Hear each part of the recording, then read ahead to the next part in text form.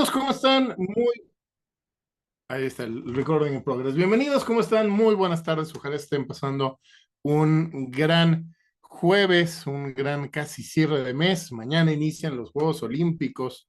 Hoy hubo una noticia también muy interesante en el ámbito nacional que no nos toca platicar acá, pero está sabrosa la semanita y bueno, pues les agradezco muchísimo que nos tomemos este tiempo para platicar en esta que entiendo que es la última sesión de este programa y entramos, al igual que la semana pasada, entramos con Así se vota en el mundo, enfocados en Estados Unidos. Lo vamos a hacer hoy en esta segunda parte de la sección internacional, enfocado en Europa y en América Latina. Particularmente vamos a hablar de España, vamos a hablar de Francia, vamos a hablar del Reino Unido, vamos a hablar de Argentina, vamos a hablar de Venezuela como ejemplos, digamos, los países más relevantes en los cuales están ocurriendo cambios político-electorales o acaban de ocurrir. Recuerden, al igual que como lo aplicamos la semana anterior, la sección de preguntas y respuestas como tal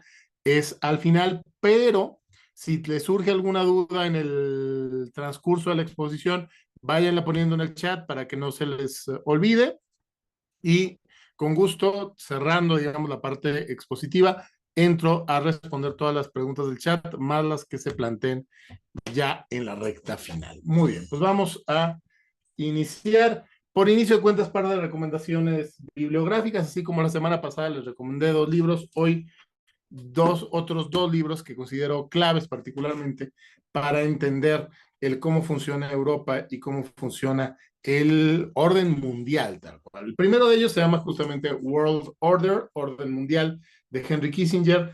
Kissinger, que falleció recientemente, fue durante décadas uno de los diplomáticos más poderosos y más conocedores del mundo. ¿Sí? Quienes vieron Game of Thrones se ubican a Tywin Lannister, bueno, Tywin Lannister de la vida real, muy buena medida.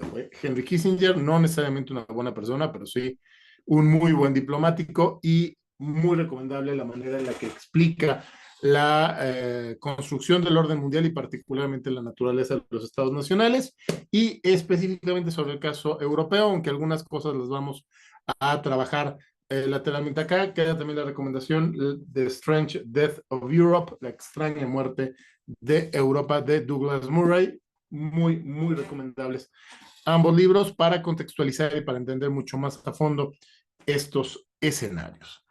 Vamos entonces a entrar con el continente europeo. El continente europeo, que hay que recordar, vivió en el mes de junio, del 6 al 9 de junio, hubo elecciones para renovar el Parlamento Europeo, lo que implica que hubo elecciones en toda la Unión Europea, que es prácticamente casi todo el continente, salvo Suiza, Reino Unido, Noruega y otro par de estados. Y luego, en el mes de julio, acaba de haber elecciones en Francia. También en junio tuvimos recientemente elecciones locales en el Reino Unido. Así que se ha redibujado el panorama político europeo en los últimos meses. Pinta a que España eh, tendrá que volver a ir a las urnas en no mucho tiempo, porque a Pedro Sánchez se le está acabando. Está haciendo tic-tac el reloj. Pero bueno, pues vamos a entonces a explicar el continente europeo. Por inicio de cuentas, ¿cuáles son los grandes temas que tenemos en Europa? El primero de ellos es la migración. La migración en masa no es un fenómeno nuevo en Europa, es un fenómeno que ha ido evolucionando desde hace, por lo menos desde finales de la Segunda Guerra Mundial. Al final de la Segunda Guerra Mundial, de manera forzada, básicamente a punta de pistola, millones de personas particularmente alemanes, tuvieron que abandonar las ciudades y los lugares donde habían vivido durante siglos para ser reubicados en el territorio de Alemania como tal. Muchos polacos, muchos checoslovacos, muchísima gente en Europa, millones de personas tuvieron que ser reubicadas al final de la de la Segunda Guerra Mundial, justamente para consolidar ese esquema, y por eso les recomiendo tanto el libro de Henry Kissinger, ese esquema de los estados nacionales como base del orden mundial. Luego, en los 50, 60, 70, hubo una gran emigración, por ejemplo, de españoles hacia Alemania y hacia el Reino Unido.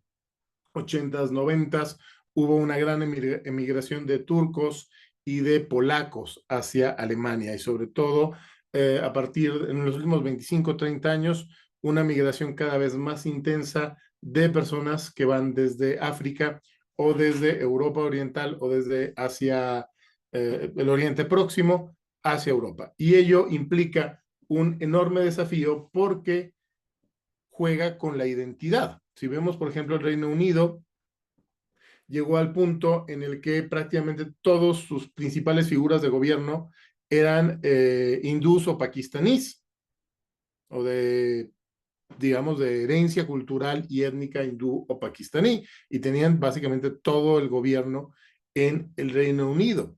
¿Por qué? Pues porque es mucha gente. El plato tradicional de la comida alemana, así como en México son los tacos, pues el plato tradicional en Alemania y en Inglaterra es el kebab. En España, la migración proveniente de Marruecos ha generado tensiones muy intensas respecto a la identidad, respecto a qué es ser español, qué es ser marroquí. Y en Italia hay una intensidad de debate también similar. En Holanda hay un debate muy intenso con la migración musulmana y sobre todo con esta idea de qué valores culturales son los que se mantienen, si los del migrante que llega o los del país anfitrión.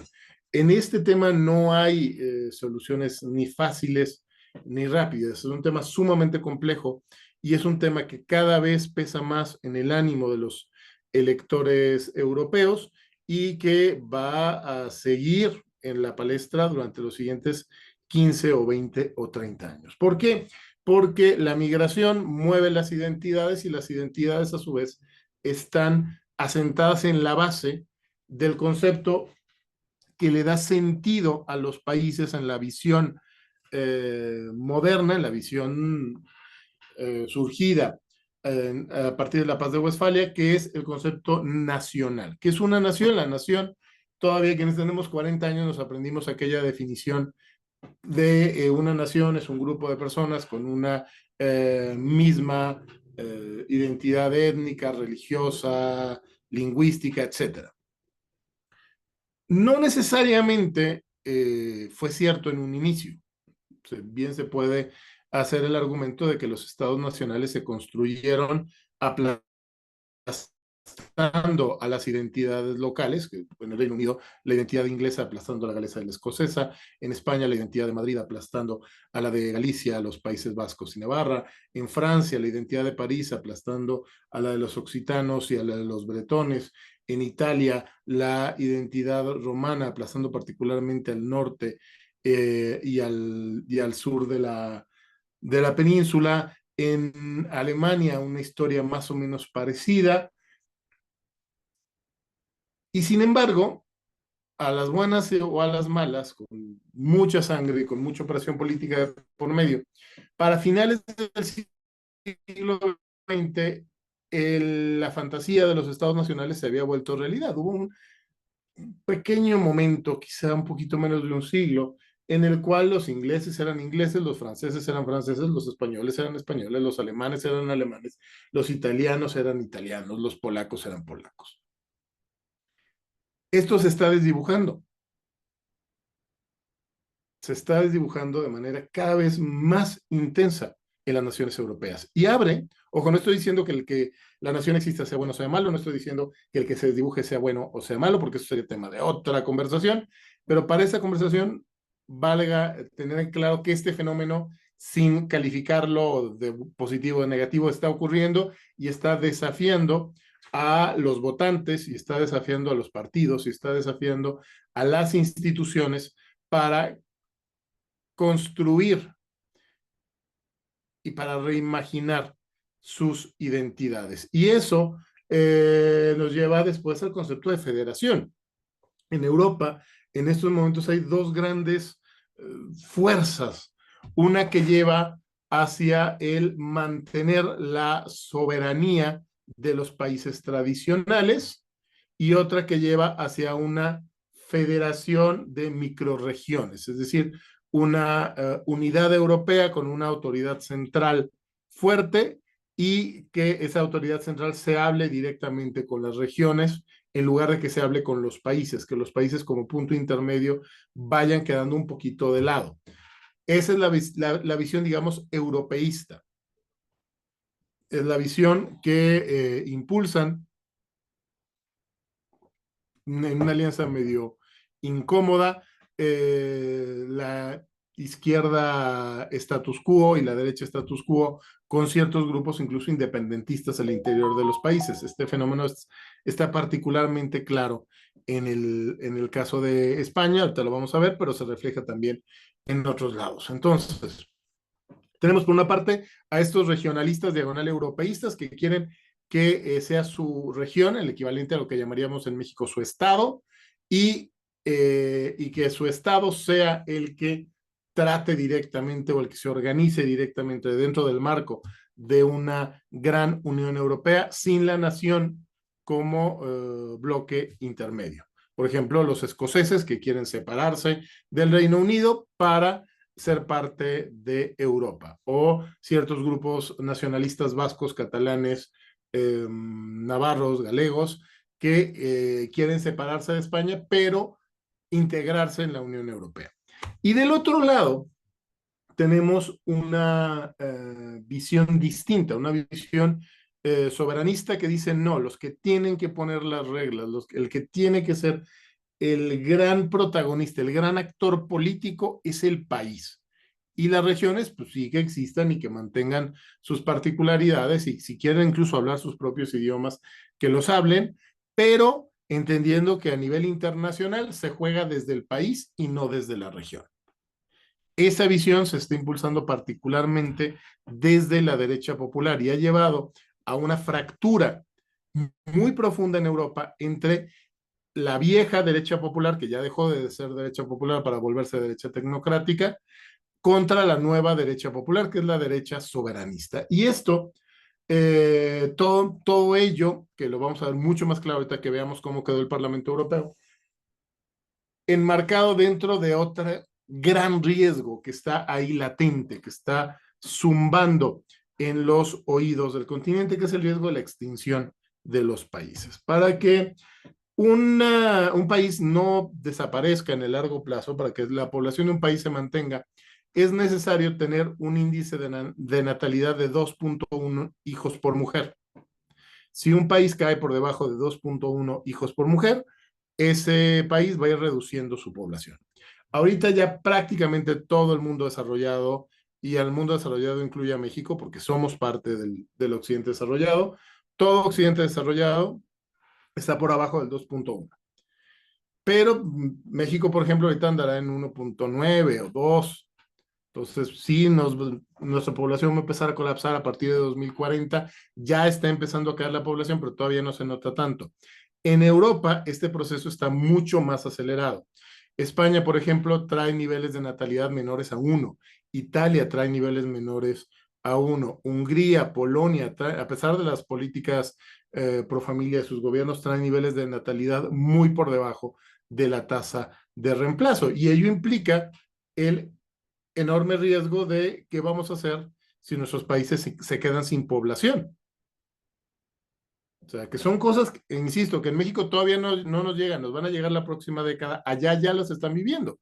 En España se le llama el fenómeno de la España vaciada. Tú quieres comprar un piso en Madrid o en Barcelona, pues te va a salir en un ojo de la cara, pero si quieres comprar una casa, incluso una casa con terreno en la provincia, casi te la van a regalar o te la van a vender a cantidades irrisoriamente bajas. ¿Por qué? Porque no hay gente.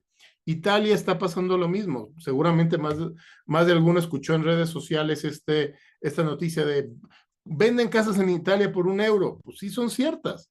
Digo, con ciertos matices que le tienes que meter a tu remodelación y ciertas cositas, pero sí te están vendiendo la casa en €1 porque no hay gente.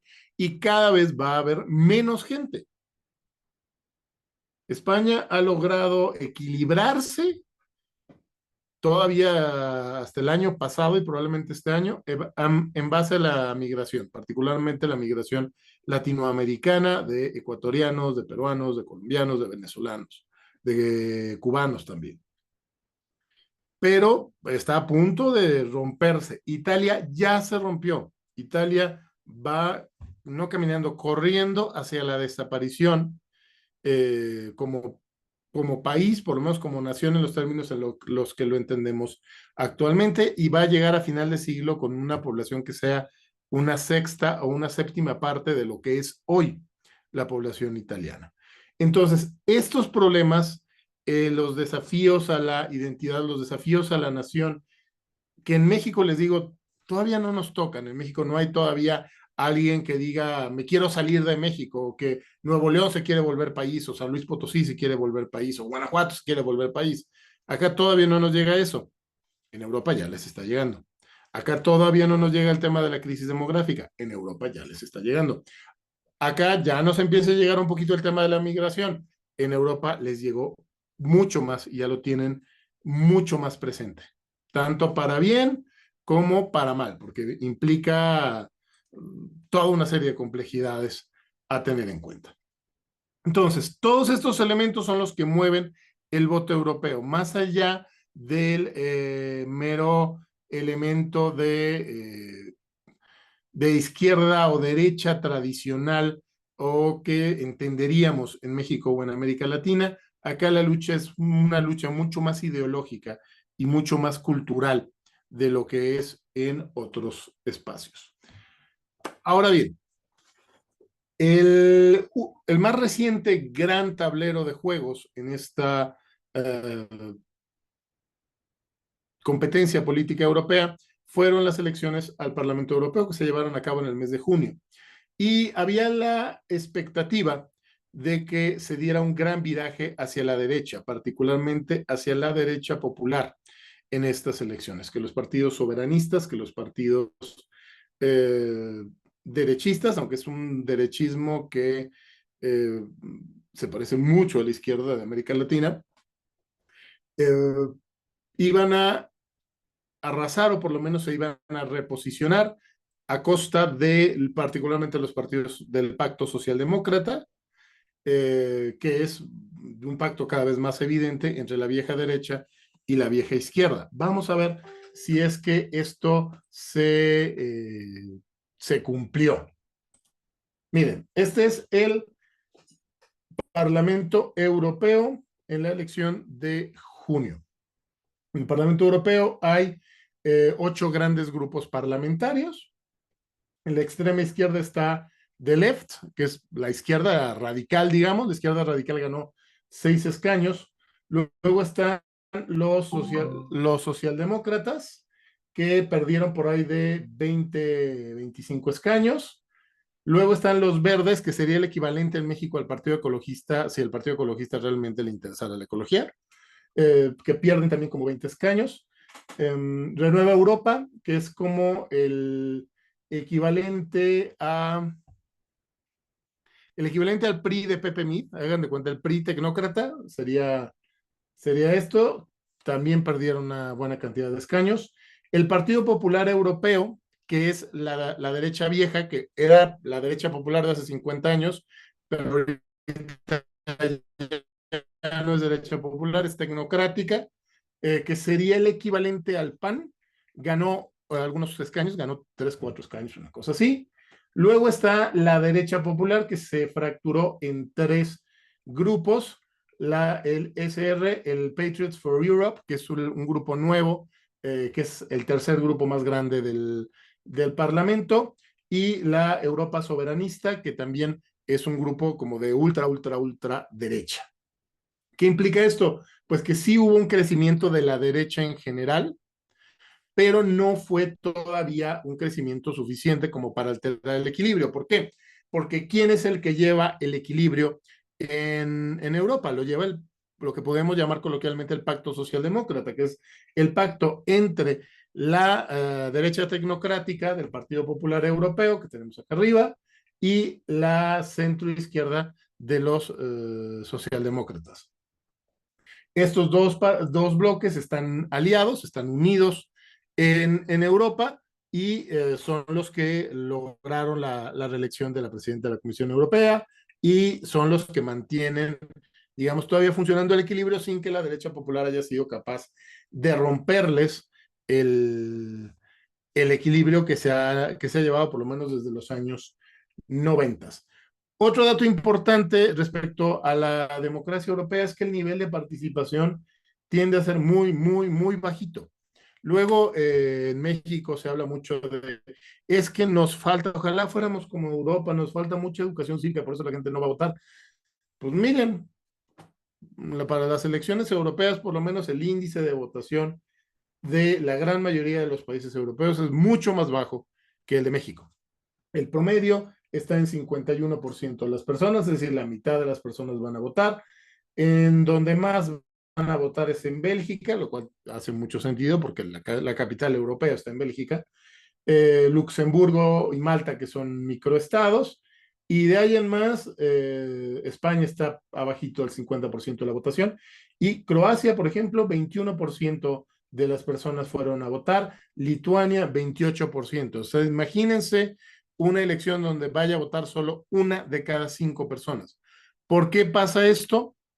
Entre otras cosas, por dos razones. Primera, porque los países con instituciones estables normalmente tienden a ser de política un poquito más aburrida y por lo tanto la gente va menos a votar. Por lo tanto, un bajo nivel de votación no necesariamente es mala noticia, aunque esto vaya en contra, digamos, de la verdad políticamente correcta.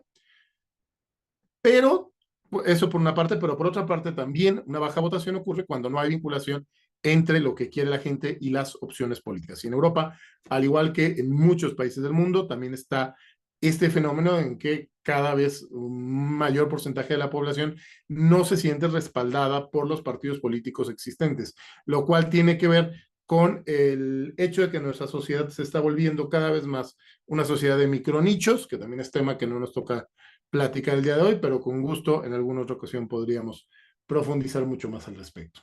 Miren, este mapa es bastante clarificador de cómo están en general las tendencias europeas.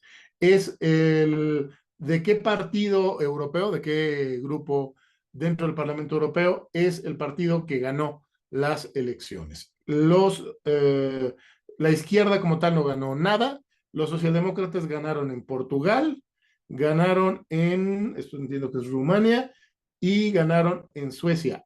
Si se fijan, aquí hay un hueco porque Noruega no es parte de la Unión Europea. Todo lo demás, lo que está en amarillo, lo ganó la tecnocracia de centro, que les digo es como si fuera Pepe Mid o Peña Nieto. Bélgica, acá arriba, se me acaba de ir la onda. Eslovaquia, perdón, siempre se me olvida este país chiquitito que está abajo de Chequia. En Eslovaquia y por acá también en Estonia ganaron los tecnócratas. De ahí en más, la derecha tradicional ganó en Grecia, ganó en Holanda, ganó en Alemania, ganó en Finlandia, ganó en España, y la derecha más ruda o más cercana a la derecha extrema, aunque no necesariamente es de derecha extrema, ganó en Italia, ganó en Francia, ganó en Chequia, y como pueden ver, lo que estamos viendo es sí un viraje hacia la derecha, todavía no un viraje lo suficientemente claro como para romper los equilibrios previos, pero sí lo suficientemente claro como para que sea imposible negarlo. Hasta acá cerramos con Europa en general y vamos a poner el foco en 3 países de manera específica. El primero de ellos es España. España específicamente tiene un gran dilema con el tema migratorio, mezclado con los cambios demográficos que ya platicamos. Tiene un problema muy grave con el independentismo, que es algo que en México es hasta difícil imaginarlo, pero en España es una... Pues España tiene, sin resolver bien a bien el tema del independentismo, desde principios del siglo XVIII, desde la Guerra de Sucesión, que implicó la caída de los Habsburgo y la llegada de los Borbones. España, entre tiros y jalones, no ha resuelto plenamente el tema del independentismo. Hoy en España hay muchos gallegos, particularmente muchos catalanes y muchos vascos, que quieren salirse, que no se identifican, que no se ven a ellos mismos como españoles. Y parte de ese dilema muy intenso respecto a la identidad española se refleja en que, por ejemplo, el país no tiene letra en el himno nacional. O sea, si quienes vieron la Eurocopa, pues habrán visto los jugadores españoles escuchando el himno en un respetuoso silencio y al público cantando lo. ¿Por qué?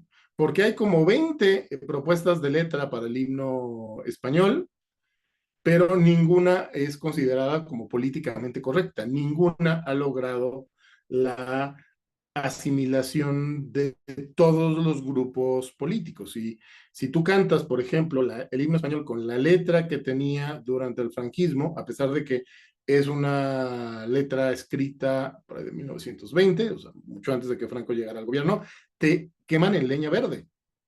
Y si cantas alguna de las otras, por ahí hubo un momento en que hasta Joaquín Sabina intentó hacerle letra al himno español, lo mismo.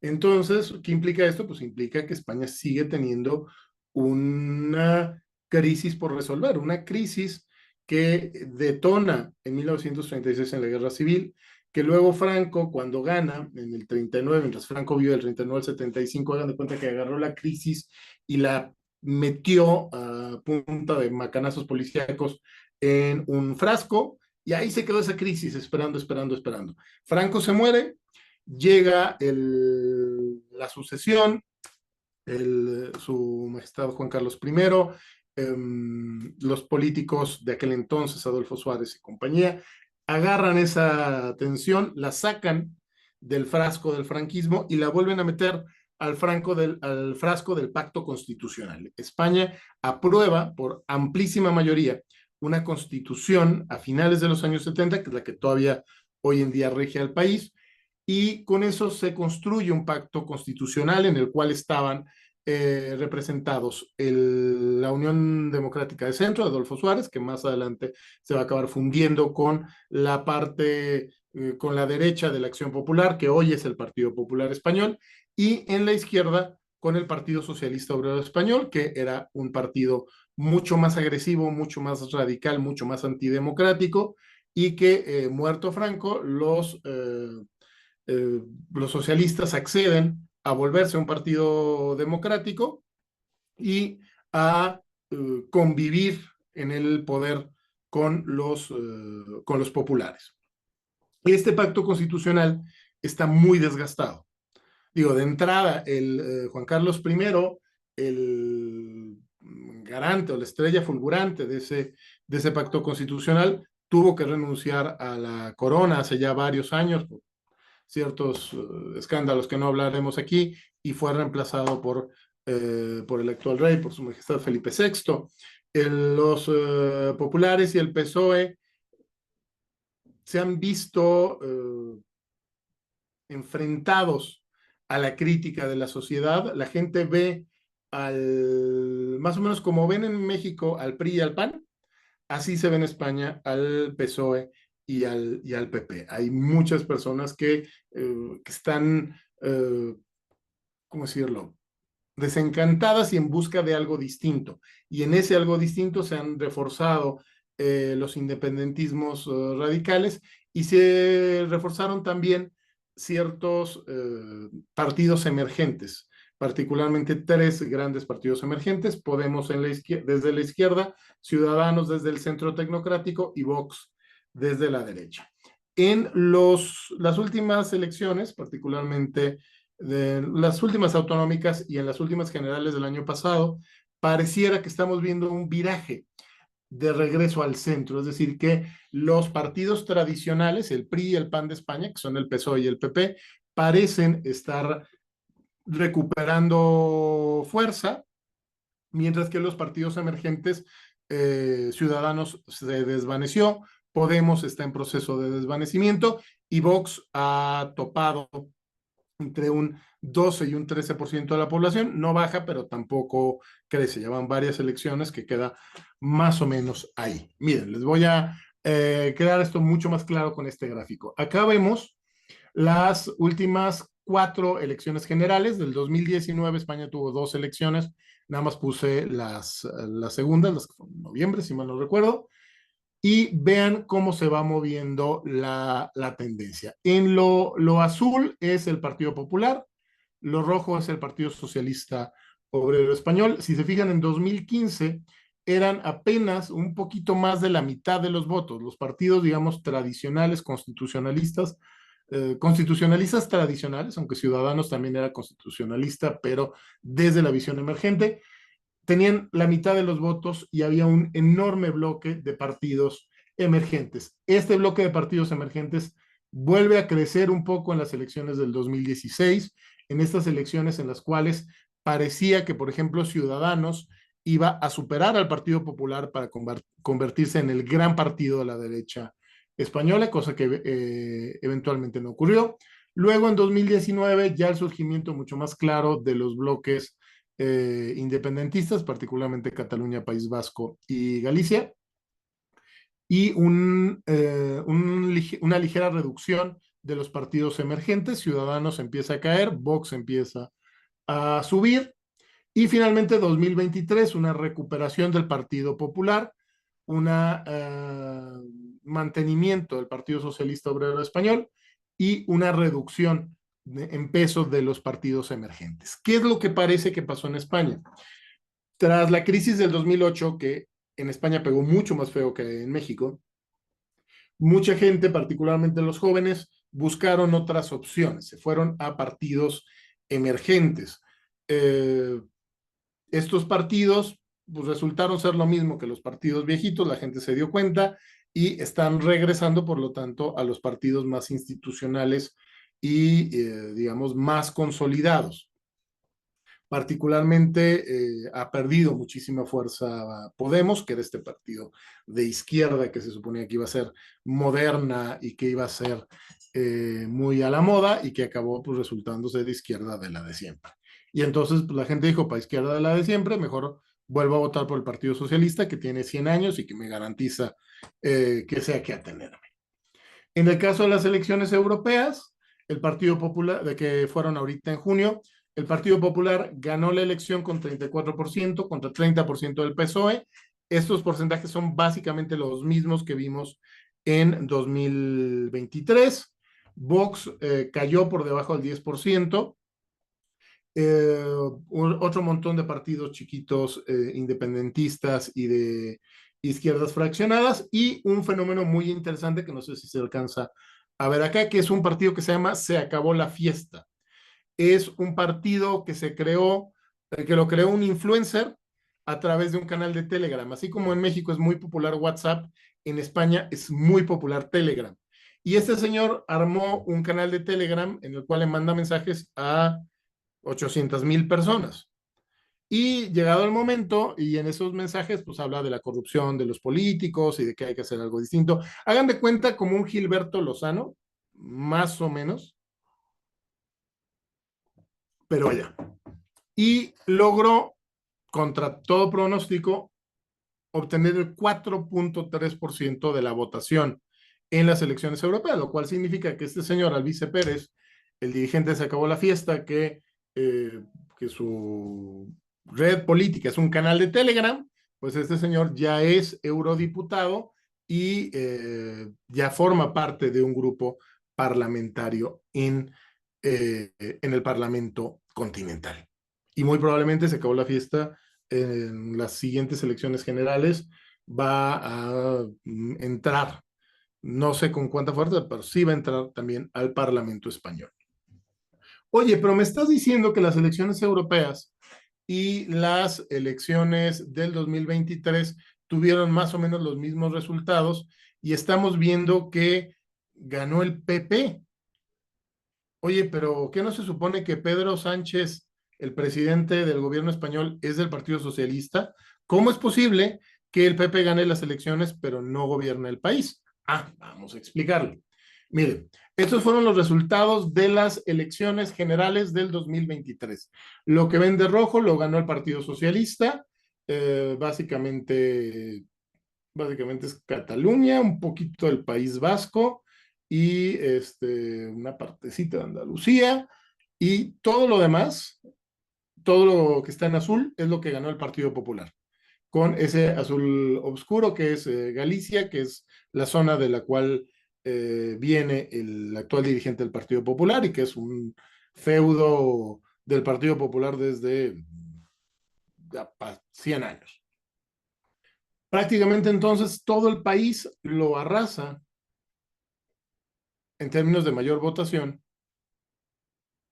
los populares, pero en términos de diputados y de porcentaje real de votos, pues la diferencia no fue tanta. Los populares sacaron 33% de los votos, el PSOE sacó 31%. El Partido Popular sacó 137 diputados, el PSOE sacó 121. Oye, pues no bastaría con eso para que gobierne, aunque tenga minoría en la Cámara de Diputados, así como, por ejemplo, Fox o Calderón gobernaron a pesar de que el PAN no tenía mayoría en la Cámara de Diputados. Pues no, porque en España el sistema de gobierno es parlamentario, es decir, el que manda es el Congreso. Y el presidente del gobierno, para seguir de presidente del gobierno, necesita tener el respaldo de la mayoría de los congresistas. En el momento en que la mayoría de los congresistas le quite el apoyo, el presidente se va, así sea que haya gobernado nada más 6 meses. Por ejemplo, en Italia eran famosos por tener un gobierno nuevo cada año, y porque así funciona el sistema.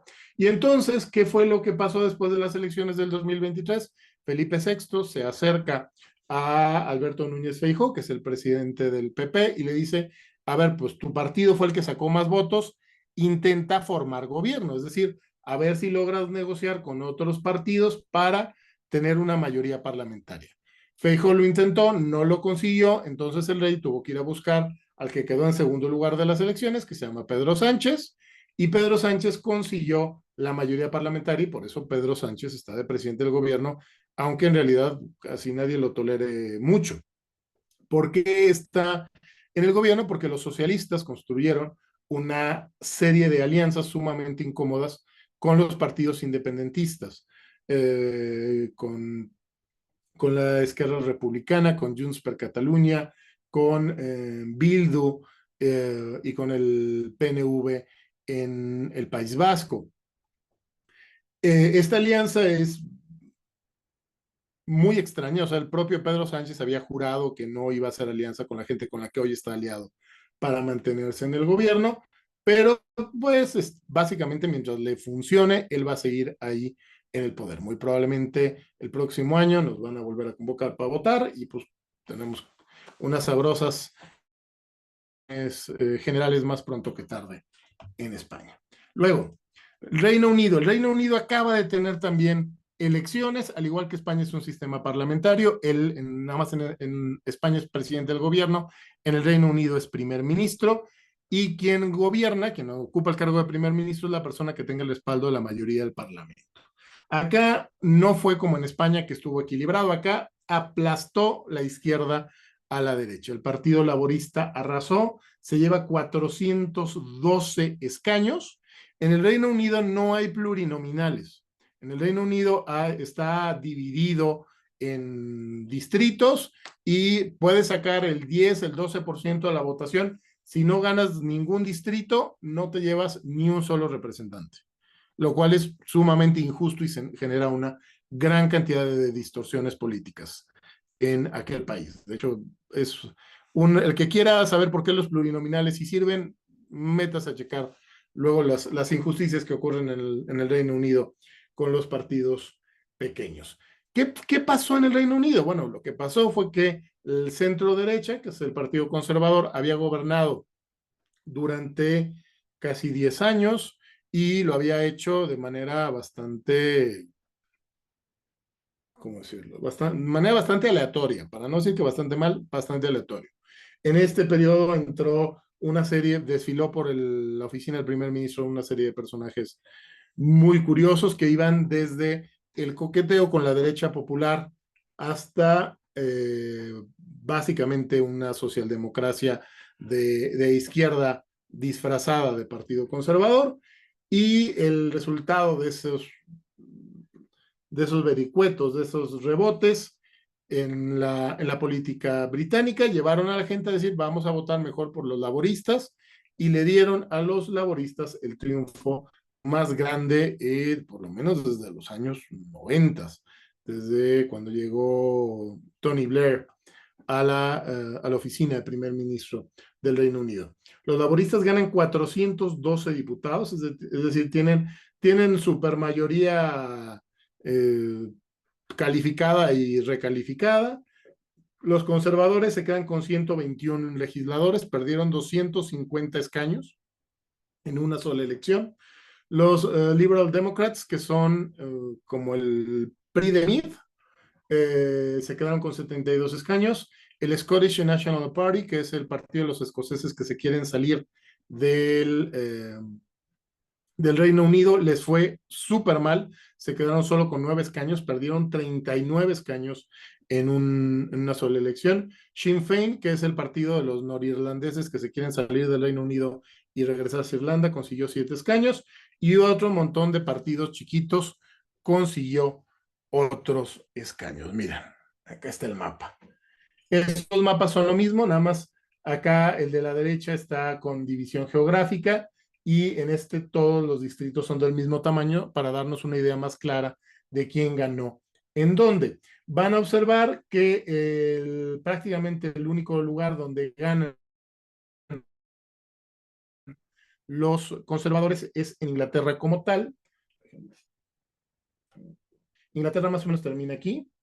Entonces, hay toda esta zona que es la zona, digamos, más tradicional de los conservadores. Ahí es donde ganan lo poquito que les quedó. Londres lo arrasaron, Londres está por acá, lo arrasaron los socialistas. Gales es esta parte de acá. Los 4 distritos que están más como en la esquina los gana Plaid Cymru, que es como el partido independentista o regionalista de Gales. Arriba, en el norte, los conservadores ganaron distritos en Escocia, que eso es algo que hacía un buen rato que no pasaba. Y en Irlanda del Norte, Sinn Féin, que es, les digo, el partido que quiere unirse con Irlanda, gana lo que está más pegado a Irlanda, y los unionistas ganan los distritos de la costa. ¿Qué implica esto? Implica que en el Reino Unido hay un viraje hacia la izquierda. No es una izquierda tan radical, porque el Partido Laborista corrió a Jeremy Corbyn, ¿se acuerdan? Uno canoso que era amigo de López Obrador, a ese que era mucho más radical lo corrieron, y metieron ahora a una persona más hacia el centro, y el Partido Conservador pues se va a tener que reinventar, va a tener que entrar en un proceso de análisis más o menos similar al que estamos viviendo nosotros en el PAN en México. Me quito el apuntador. Más o menos me está dejando. Ahí está. Bueno, vamos ahora rápidamente a platicar del caso de Francia. Francia es un caso sumamente interesante porque en Francia sí estamos a punto de ver un rompimiento drástico del orden político de aquel país. Francia, tras la Segunda Guerra Mundial, llegó a una especie de pacto tácito entre una derecha populista, que era el gaullismo del general Charles de Gaulle, y una izquierda más o menos radical. Y el gaullismo y la izquierda se iban alternando en el gobierno, más o menos el equivalente francés del pacto constitucional español entre PSOE y PP. Y este equilibrio se ha ido rompiendo con el ingreso de la extrema derecha. Luego de repente a la gente le da por decir la extrema derecha a todo lo que produzca sombra. Bueno, pues la extrema derecha de España sí es, perdón, de Francia sí es extrema derecha, es decir, sí es drásticamente distinto lo que promueve a lo que promueve la derecha, digamos, tradicional. Y la extrema derecha francesa, que está encarnada en el partido que dirigen los Le Pen, arrasa en las elecciones europeas. Esto fue en junio, se lleva 30 de los escaños franceses. La izquierda, los izquierdistas apenas lograron 9. El, los socialdemócratas lograron 13. El Renew Europe, que es el grupo del presidente Macron, logró nada más 13 escaños. Es decir, la extrema derecha logró el doble, casi el triple de los escaños que logró el macronismo, que logró el partido del presidente francés. Y además surgió otro partido que está a la derecha de la ultraderecha, que sería como la ultraderecha, que se llama Reconquista. No lo voy a decir en francés porque mi pronunciación francesa es malísima, encabezado por Eric Zemmour. ¿Qué implicó esto? Pues el ridículo que hizo Macron en las elecciones europeas fue tal que se vio obligado a convocar a nuevas elecciones de la Asamblea Nacional Francesa. Es decir, en la elección europea fue tan claro que la gente no lo quería que tuvo que convocar a elecciones de diputados federales, pero que allá se conoce como Asamblea Nacional. Parecía que iba a arrasar la ultraderecha y entonces, para evitarlo,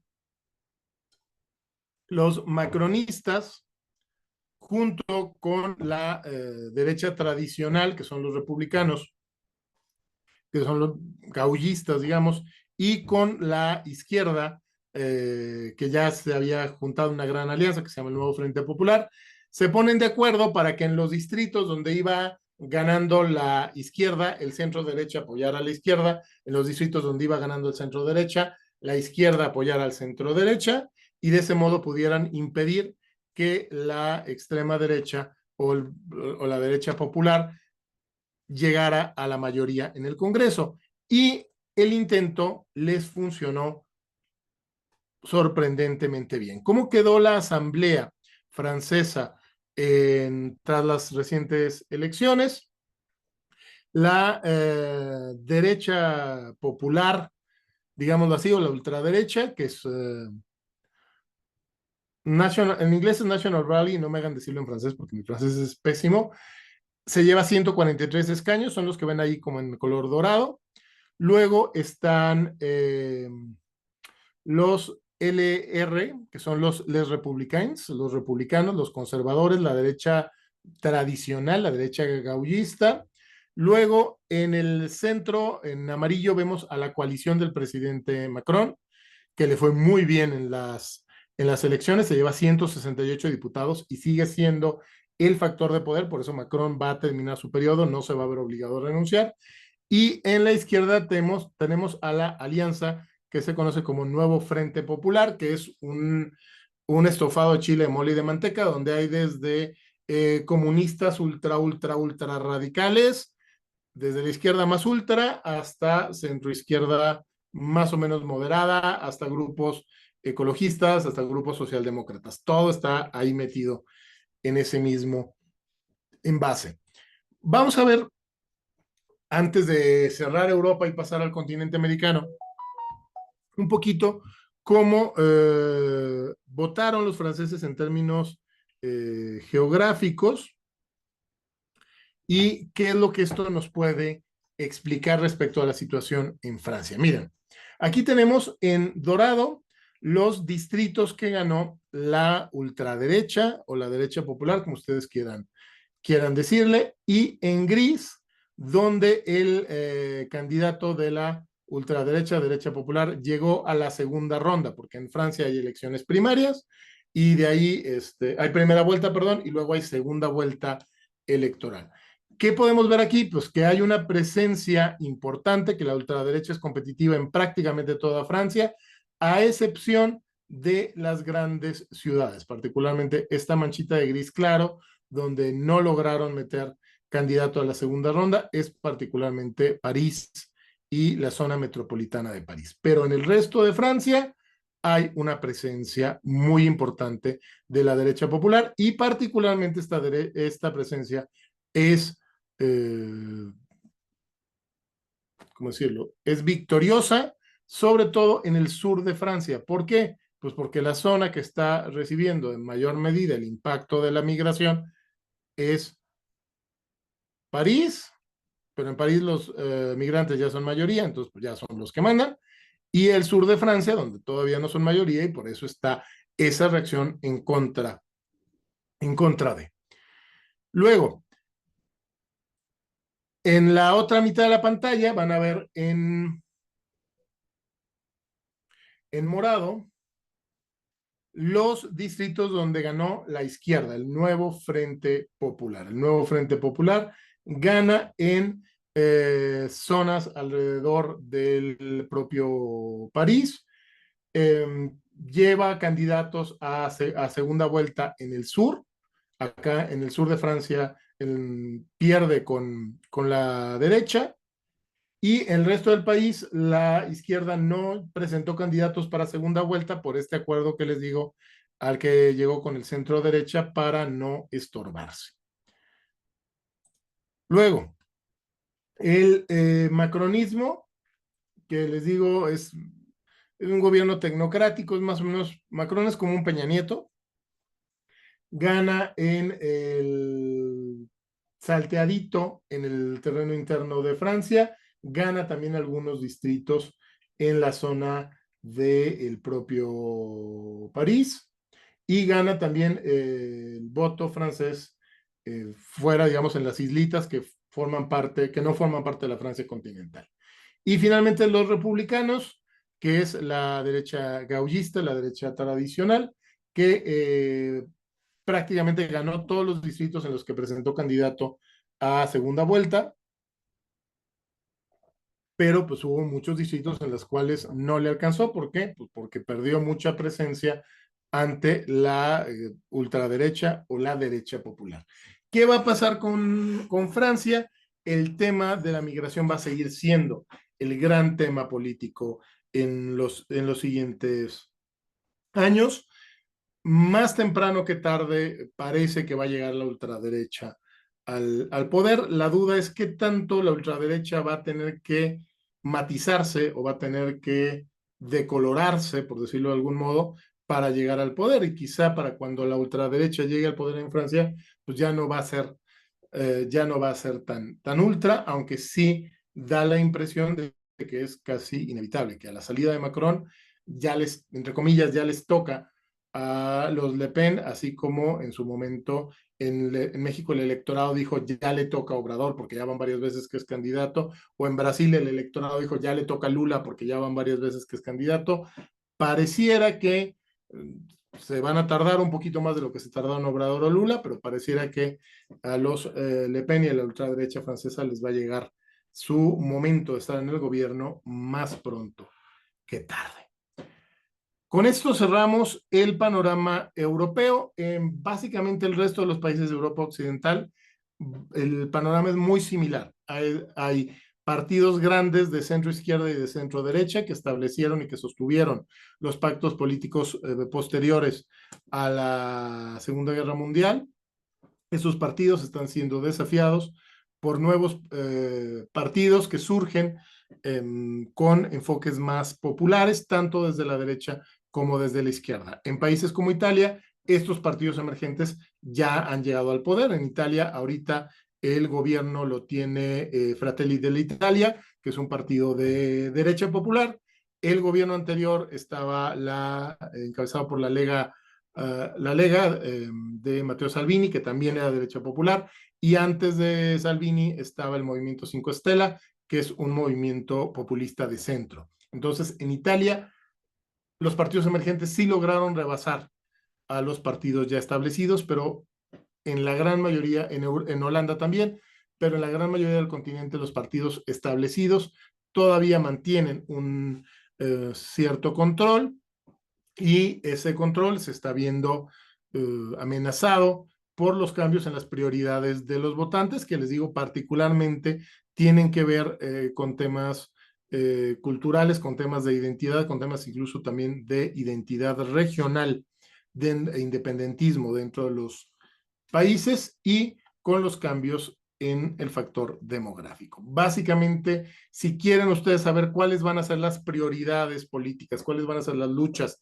y las banderas políticas de México para 2036, échense un clavado a las que son las luchas y las banderas políticas en la Europa de la actualidad y van a poderse dar una idea razonablemente buena de para dónde va el discurso y la narrativa.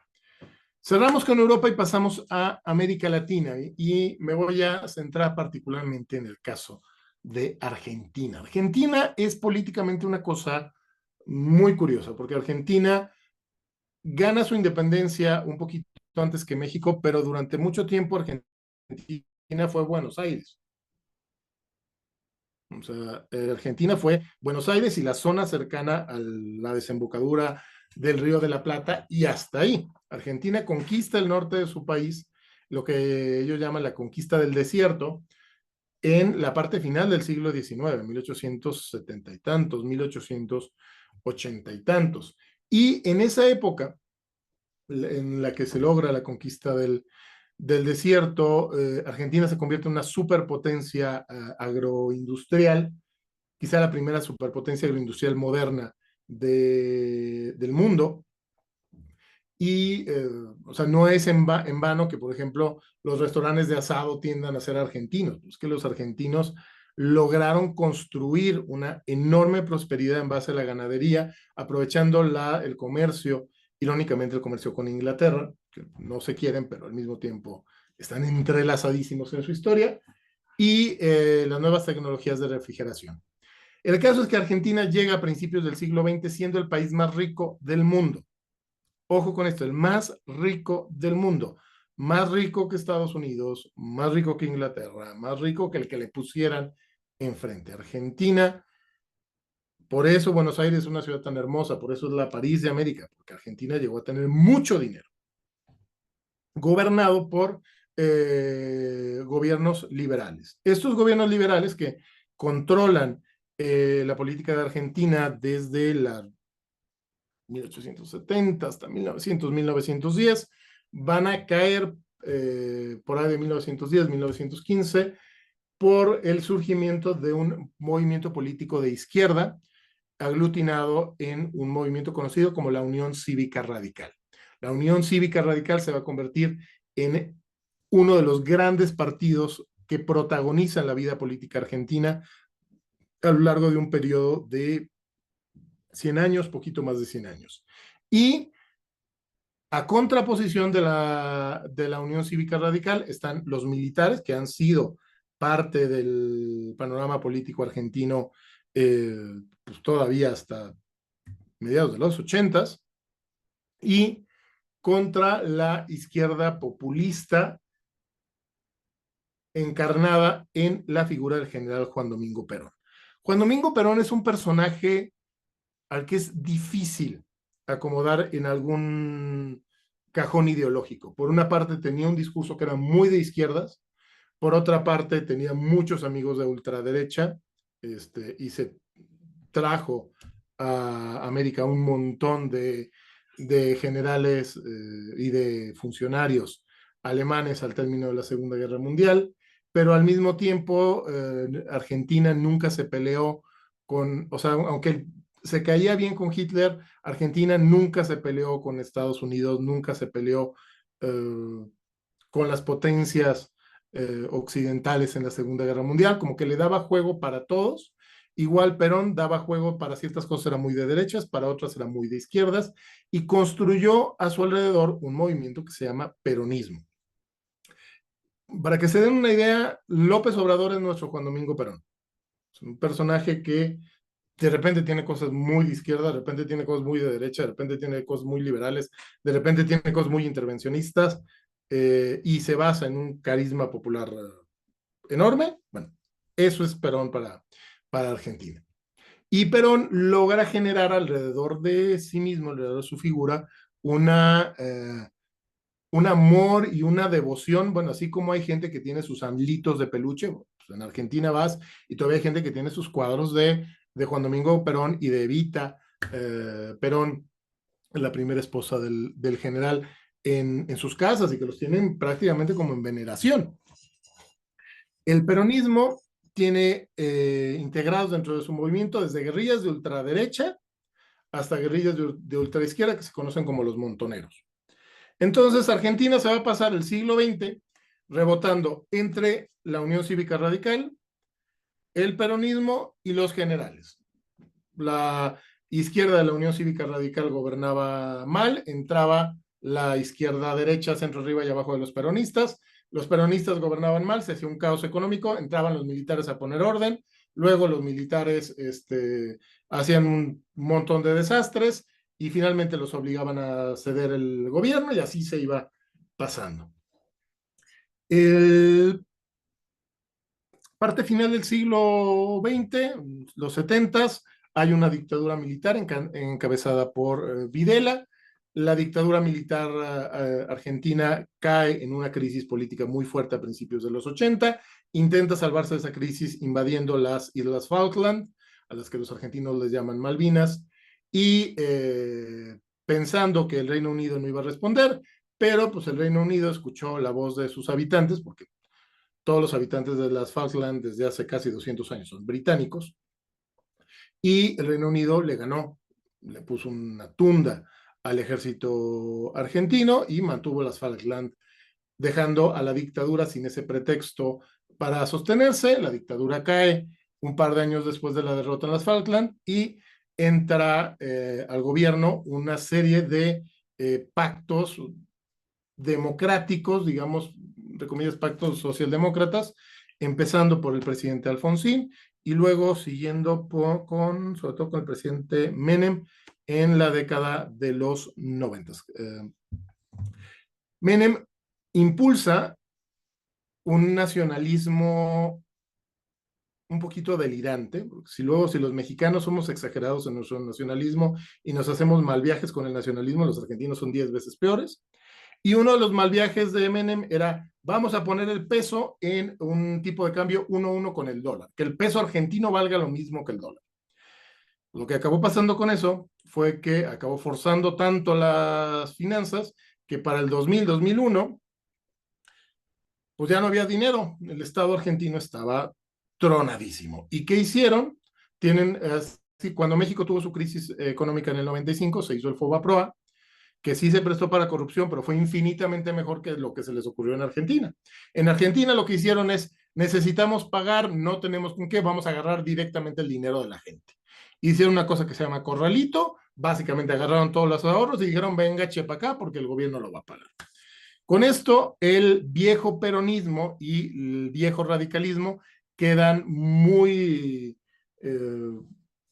desacreditados y surge un nuevo fenómeno de izquierda populista, que es lo que se va a conocer como kirchnerismo, por el presidente Kirchner y que luego va a fallecer y deja en el cargo a su esposa Cristina Fernández.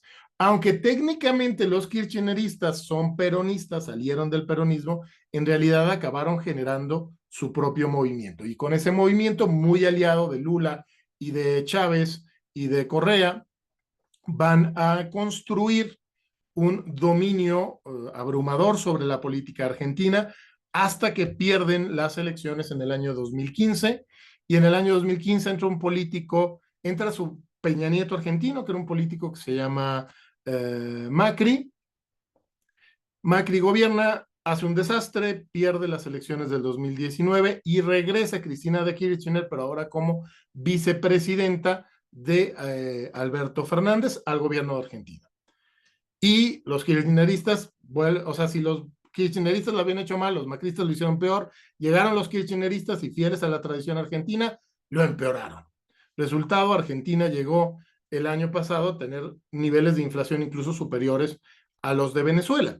¿Y qué hizo la gente? Ok, ya intentamos con los peronistas de derecha, ya intentamos con los peronistas de izquierda, ya intentamos con los radicales, ya intentamos con los tecnócratas y ninguno nos resolvió. Pues vamos a intentar con algo distinto. Y ahí es donde surge el fenómeno de Javier Milei. Javier Milei es un académico, sé que no lo parece personaje que ha construido, pero inicialmente Javier Milei surge como académico que empieza a hacer ruido en los medios de comunicación por ahí de 2017 o 2018, allá en Argentina, e incluso empieza a hacer cierto ruido a nivel latinoamericano. Miren, déjenme ver si tengo por aquí. No, se los debo. Cuando Milei vino a hacer gira en México, en 2018, a mí me tocó presentarlo en una conferencia que dio en Salamanca, y tengo por ahí un libro del autografiado. Bueno, pero ahí se los debo para la anécdota. El caso es que Milei empieza a aprender cómo construir un personaje televisivo. O sea, Milei salía en la tele, hagan de cuenta, en Venga la Alegría, no sé qué programa se ahorita en la tele mexicana, pero si hubiera habido Casa de los Famosos en Argentina, Milei se hubiera metido a la Casa de los Famosos. Y se metía ahí a hablar de economía y hablar de política, básicamente con un mensaje muy claro, muy contundente. El mensaje era: el Estado roba con los impuestos, el Estado argentino es demasiado grande, es demasiado ineficiente, es demasiado gastalón, necesitamos que el gobierno deje de estorbar y que deje que las personas sean las que produzcan, y que el gobierno no esté regulando de más ni esté cobrando impuestos de más. Y necesitamos libertad económica. Ese es el mensaje de Javier Milei. La diferencia entre Javier Milei con los liberales económicos normales es que pues, normalmente los liberales económicos tienen estas ideas y las dicen en, en foros de liberales donde los escuchan otros liberales y ya. Javier Milei agarró este mensaje y lo llevó a los barrios. Milei se metió, hagan de cuenta, al Ixtapalapa de Buenos Aires, que son zonas rudas, pues, donde tienes que ser real, tienes que ser neta, si no la gente no te acepta. Milei se metió a esos lugares con este mensaje. Se metió a construir un mensaje de derecha, pero desde lo popular, en lugar de hacerlo desde arriba y desde la alta sociedad, aunque también, por supuesto, Milei va a los eventos de las fundaciones y sabe hablar, digamos, en alta sociedad, pero construyó su base desde lo popular. Creó, por ejemplo, repente salía disfrazado de una botarga, digamos, como el capitán anarcocapitalista, que era como una especie de Aquaman, una cosa así. Cosas que a los intelectuales los hacían jalarse de los pelos, ¿no? Oye, esto es una ridiculez, ¿cómo está haciendo esto? Pero eso le hizo clic a la gente. Y como se juntó el que le hizo clic a la gente, lo que le estaba diciendo Milei, con el hecho de que el resto de los políticos no, para decirlo coloquialmente, no sacan un perro de una milpa, la gente dijo, vamos a apoyarlo. Milei consigue un escaño en las elecciones legislativas del 2019, si mal no recuerdo, crea un partido que se llama La Libertad Avanza, consigue tener una presencia en el Congreso. Entre otras cosas, él no recibía su sueldo como legislador, sorteaba su sueldo cada mes a alguna persona aleatoria, porque él decía, pues, no, si yo creo que los impuestos son robo, pues yo no voy a vivir de los impuestos. Entonces, eso llamó mucho la atención de los argentinos, y llegadas las elecciones presidenciales del 2023, Milei dio un gran salto adelante. Les voy a explicar cómo funciona el tema en Argentina. En Argentina hay unas elecciones primarias, pero que son elecciones primarias abiertas.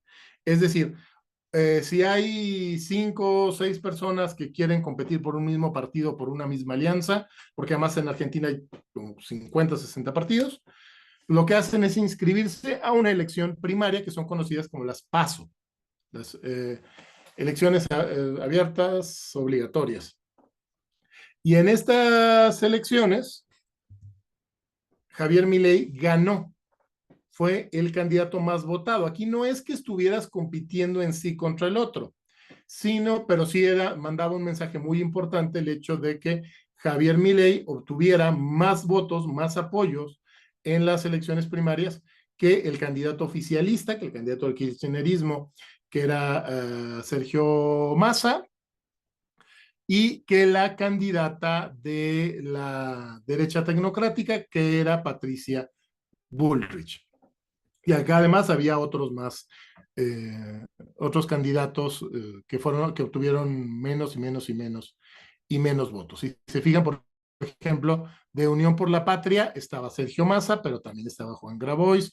Juntos por el Cambio estaba Patricia Bullrich, pero también estaba Horacio Larreta. ¿Por qué? Pues porque funcionan como primarias. Todo el que quiera, compita. Y el que quede arriba es el que pasa las elecciones, digamos, de a de veras, que se llevan a cabo en dos etapas. En la primera vuelta de las elecciones presidenciales, el que ganó fue Sergio Massa de Unión por la Patria, que es, les digo, el kirchnerismo, pero Massa era como que el más suave de los kirchneristas. Es como si López Obrador hubiera lanzado a Ebrard como candidato acá en México. Javier Milei queda en segundo lugar y Patricia Bullrich de Juntos por el Cambio queda en tercero. ¿Qué implica? Pues que a la segunda vuelta van nada más los dos más votados. ¿Quiénes fueron los dos más votados? Milei y Sergio Massa.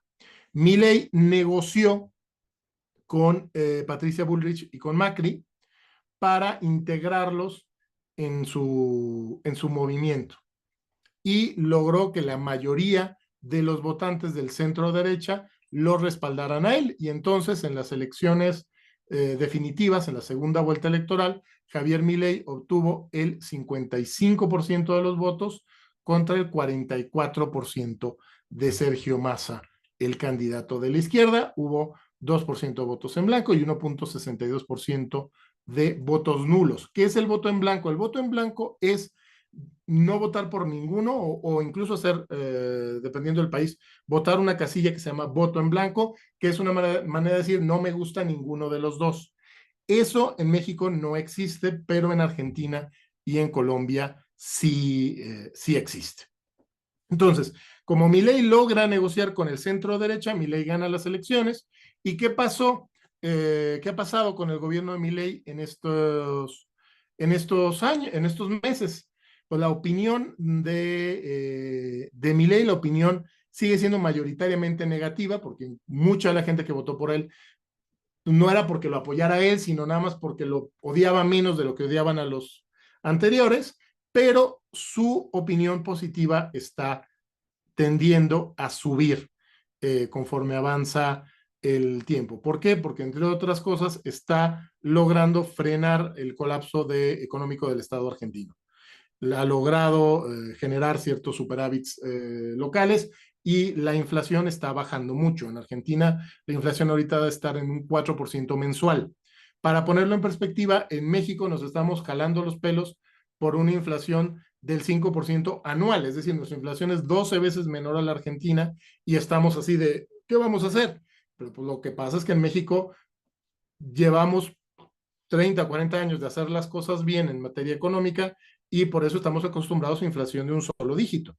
Pero en Argentina, que es un desastre más otro, el tener para ellos una inflación de 4% en un mes es una maravilla. Quienes tengan un poquito más edad y hayan vivido en México en la época de Miguel de la Madrid, bueno, más o menos lo que se vivía en México en la época de Miguel de la Madrid es lo que se vive ahorita en Argentina en términos de inflación. Finalmente, el último país del que vamos a hablar el día de hoy es Venezuela. Venezuela, que este domingo tiene una jornada electoral histórica.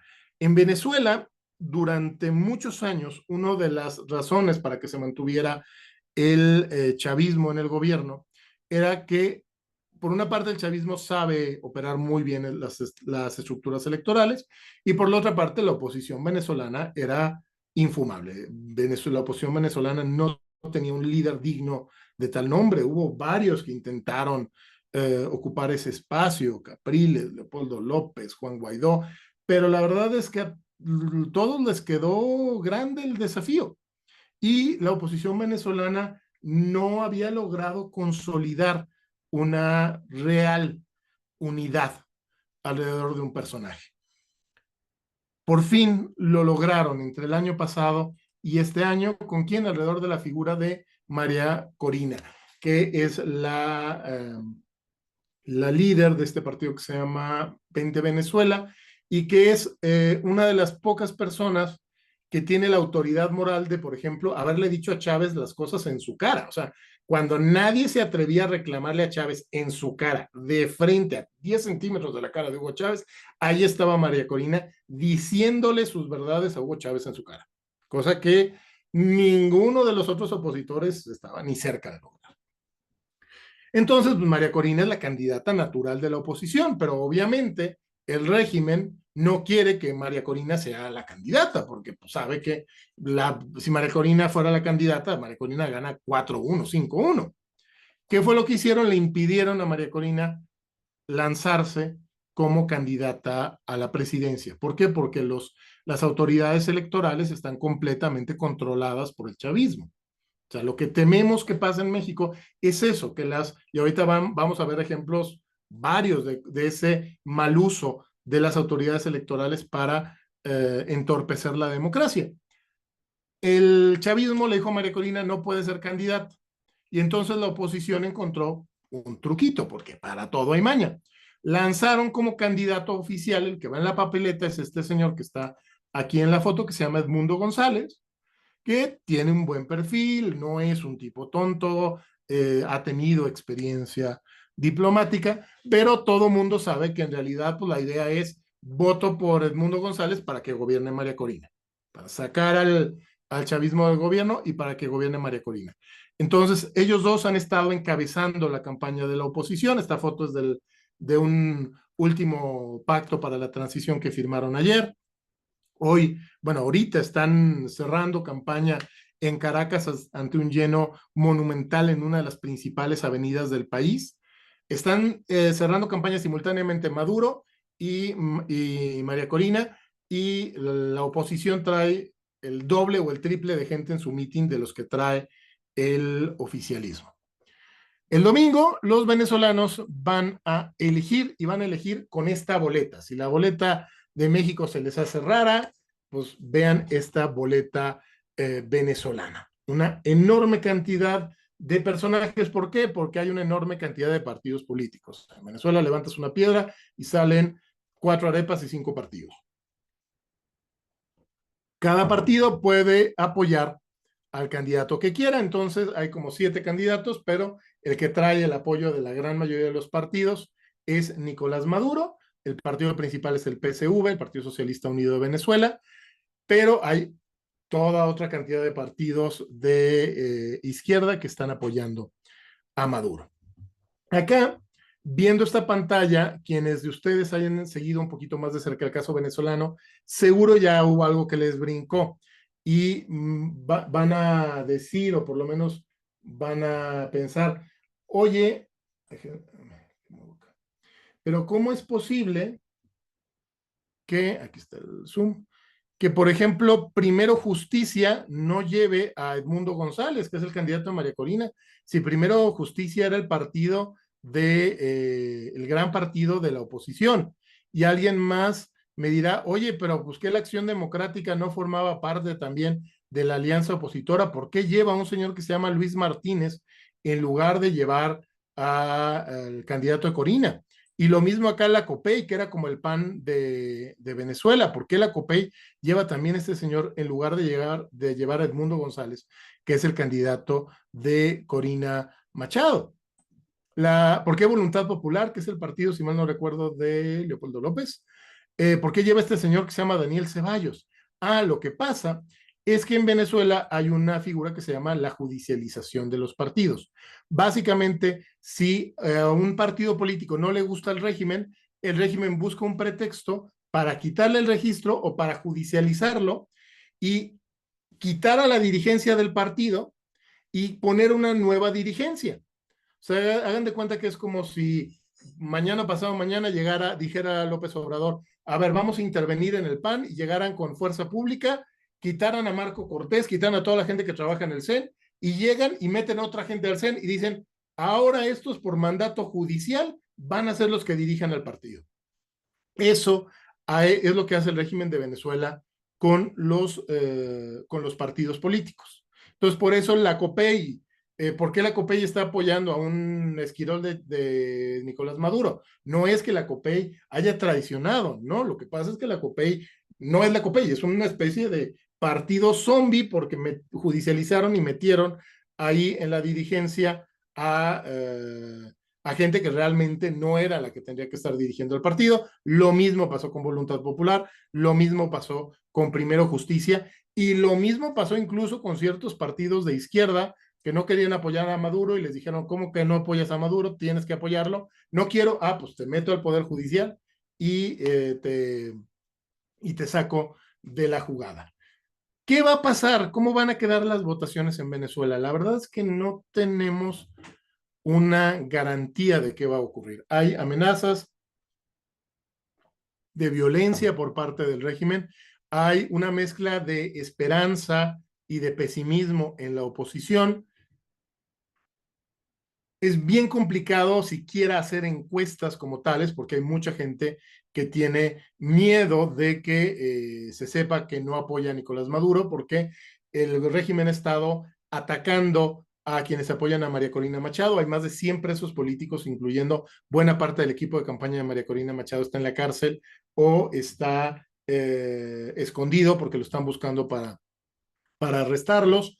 Y, por ejemplo, cuando María Corina Machado va a algún lugar a comer, pues el gobierno llega y clausura ese lugar al día siguiente para generar un ambiente lo más hostil posible a la oposición. Aún así, dentro de los datos de encuestas, les voy a compartir esta con el asterisco de que no sabemos si el régimen realmente va a permitir elecciones libres o no, y no sabemos realmente cuál sea la voluntad de los venezolanos porque están viviendo bajo una tiranía.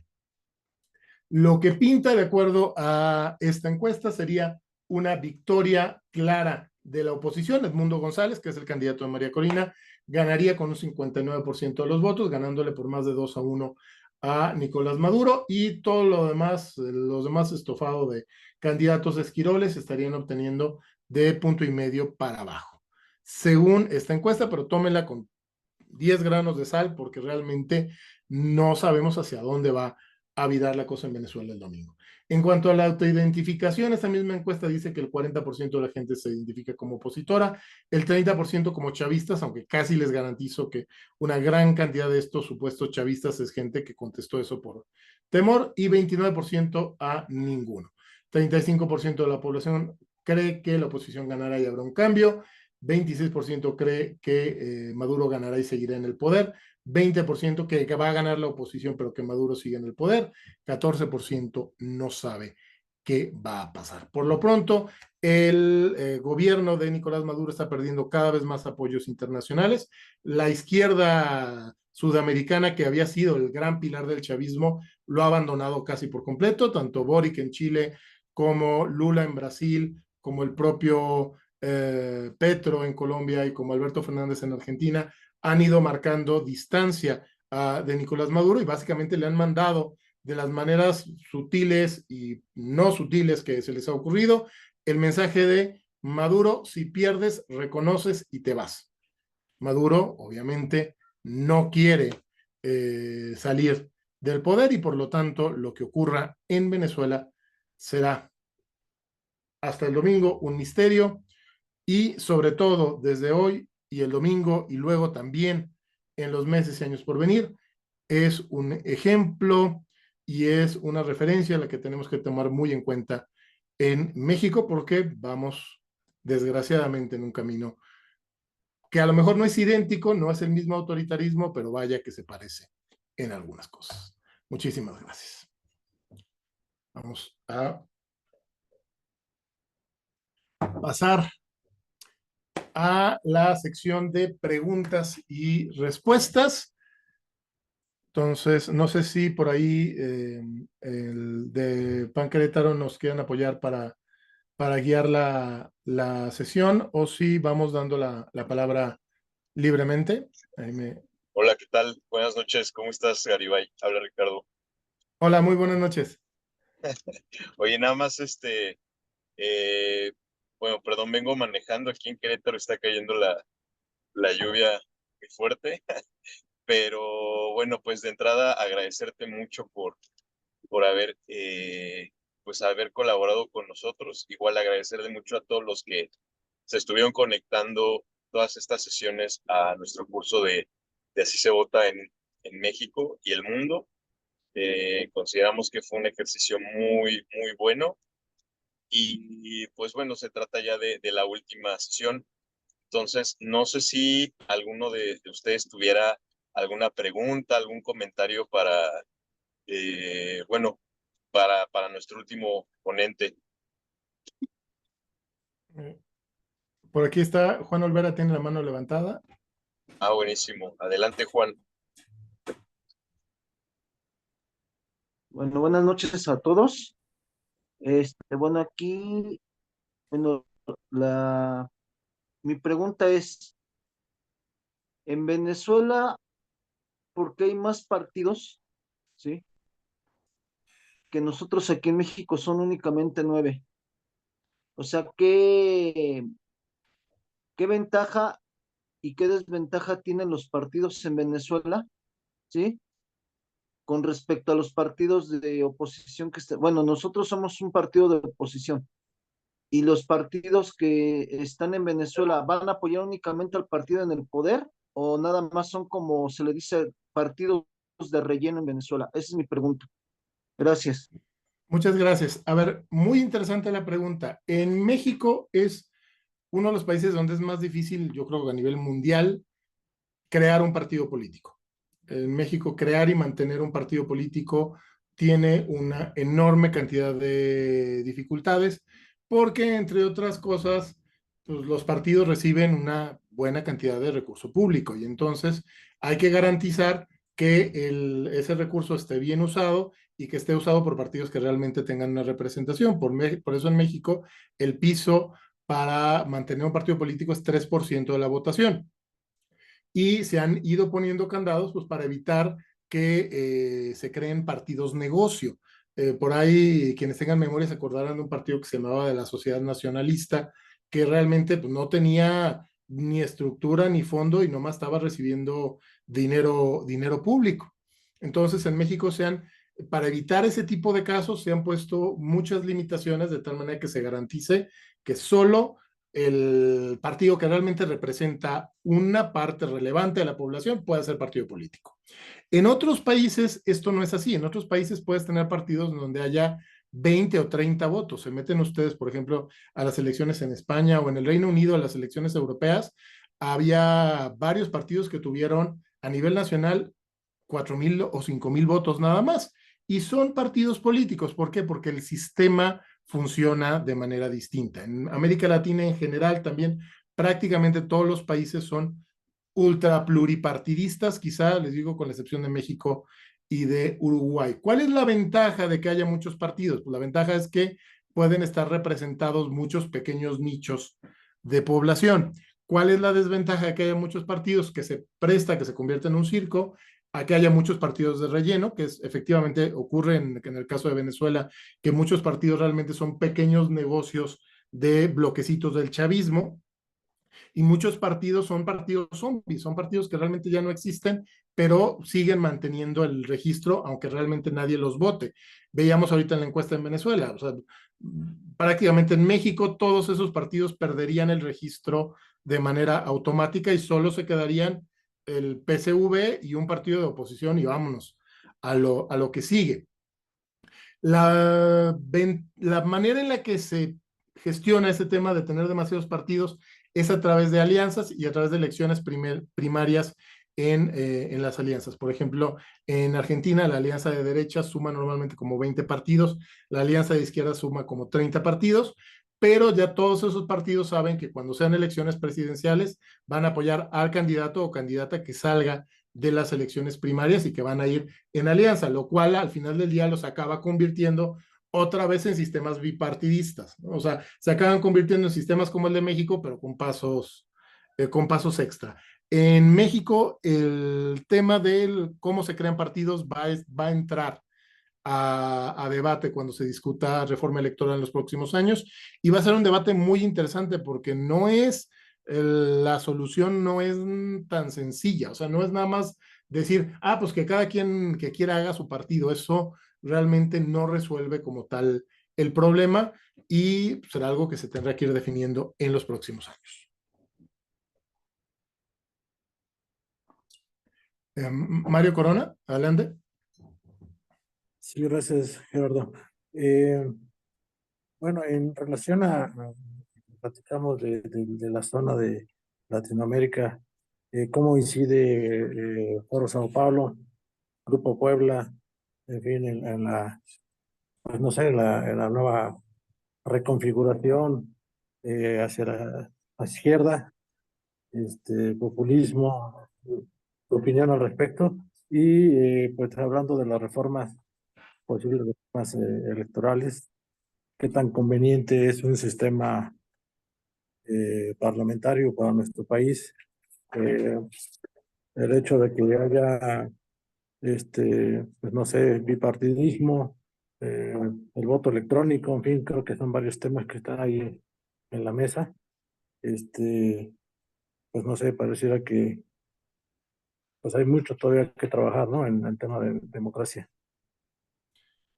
Así es. A ver, el foro, el grupo de Puebla es el foro de Sao Paulo menos los chavistas y la guerrilla colombiana. O sea, es como cuando todos están en una fiesta y de repente, para no desinvitar a alguien, lo que hacen todo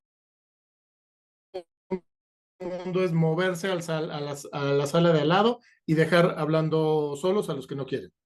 Eso básicamente fue lo que pasó con la fundación del Grupo de Puebla. El Grupo de Puebla es todo el Foro de Sao Paulo menos las guerrillas y menos el chavismo. El Foro de Sao Paulo era mucho más agresivo, digamos. El Grupo de Puebla intenta ser más democrático, más socialdemócrata que el Foro de Sao Paulo, pero en la práctica, al final del día, acaba funcionando como un mecanismo de alianzas internacionales. ¿Qué tanto influye la estructura internacional de la izquierda? ¿O qué tanto influye la estructura internacional de la derecha, que también existe y se refleja, por ejemplo, en cuando pues, se ponen de acuerdo los expresidentes de Chile con Fox, con Calderón, con Aznar, para hacer declaraciones y para hacer comunicados? Yo estoy pensando cada vez más que su influencia es más simbólica que, que literal. O sea, sí hay un peso internacional, o sea que y en Venezuela ahorita se está jugando ese peso internacional. La estructura internacional del centro derecha está toda con María Corina y la estructura internacional de la izquierda estaba con Nicolás Maduro, pero ya por eso la crisis de Nicolás Maduro es que esa estructura de izquierda lo está abandonando en los últimos días. Influye porque genera cierta presencia, porque a lo mejor puede ayudar para ciertos temas presupuestarios, pero al final del día es mucho más, el quién gane o pierda las elecciones tiene mucho más que ver con trabajo interno y con estructura en territorio que con lo que se puede influir desde afuera. Ahora, lo del sistema parlamentario en México es una duda interesante. Creo que sería a lo mejor más emocionante, obligaría a los partidos a construir estas alianzas de manera más dinámica, porque en lugar de ser alianzas que se renueven cada 3 o cada 6 años, se vuelven alianzas que tienen que renovarse todos los días, porque si mañana se rompe la mayoría, mañana cae el gobierno. Pero por otro lado, somos un país muy acostumbrado a que el presidente sea el gran factor. No sé qué tan fácil podríamos acostumbrarnos a lo contrario. Ahora bien, España, por ejemplo, era un país muy acostumbrado a que el rey o el caudillo fueran el gran factor y han sabido dar un brinco razonablemente sano hacia el parlamentarismo. Entonces, quizá también se pudiera en México, pero no me atrevo yo a dar una opinión contundente a ese respecto.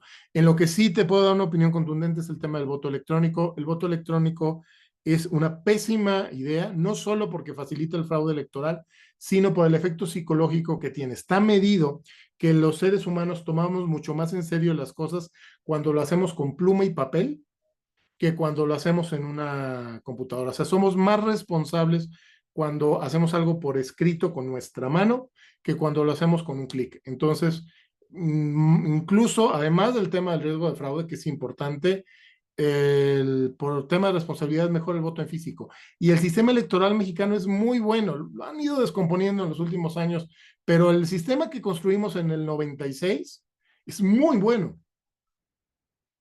Entonces, yo creo que sí es importante mantenerlo y sí es importante, más allá de defender al INE como institución, es defender el sistema y el paradigma de unas elecciones donde los votos se emiten en papel, los votos son contados por los propios vecinos. Vamos a revisar rápidamente algunas preguntas en el chat. Por acá, Alejandro Salas. ¿Qué reacción piensa podría tener el gobierno mexicano si Maduro no reconoce la derrota, sabiendo el apoyo a Chávez y Maduro a López Obrador? Si Maduro no reconoce la derrota, se le va a ir encima la izquierda latinoamericana. O sea, ya están sembrando ese camino. Dentro de la izquierda latinoamericana, López Obrador y Sheinbaum no están necesariamente en armonía. López Obrador es un tipo mucho más centrado en México que en lo internacional. Sheinbaum va a ser mucho más activa internacionalmente. Yo lo que creo que acabaría ocurriendo es que una de dos, o Sheinbaum y López acuerden no meterse, o que la que se acabe metiendo sea Sheinbaum para seguir más o menos la misma línea de Boric en Chile y de Lula en Brasil. O sea, creo que por lo menos de entrada la referencia para hacia dónde va a caminar en México la van a dar los presidentes de Brasil y de Chile. Luego, pregunta Guadalupe, ¿por qué en México un porcentaje de la población adora a Obrador? No tomemos en cuenta los programas sociales. A ver, de entrada, me parece muy importante lo que comenta de no tomar en cuenta los programas sociales. A ver, hay una interpretación en ciertos sectores de la oposición, decir es que Obrador ganó por los programas sociales. Eso no es cierto, por lo menos no de manera definitiva. ¿Fue un factor que influyó? Sí, como hay otros 20 o 30 factores que influyeron. Y les regreso la recomendación del libro que les decía la semana pasada del mito del votante racional. La gente no vota por lo que le conviene, la gente vota por lo que considera correcto. Y en ese sentido, en el éxito de López Obrador se entiende mucho más desde un plano de narrativa, que podremos o no estar de acuerdo con esa narrativa, que desde un plano meramente de es que te voy a entregar algo. López Obrador tiene ese candor que hace clic con el mexicano, así como Perón lo tuvo con el argentino, así como Charles de Gaulle lo tuvo con el francés, así como Churchill lo tuvo con el inglés, así como Trump lo tiene con los americanos. No es ni siquiera un tema de derechas o de izquierdas. Hay gente que tiene chispa. Que luego usen esa chispa para bien o para mal es asunto aparte. Y en el caso de López Obrador, hizo clic con mucha gente. O sea, la forma en que se viste, la forma en que habla, hace clic.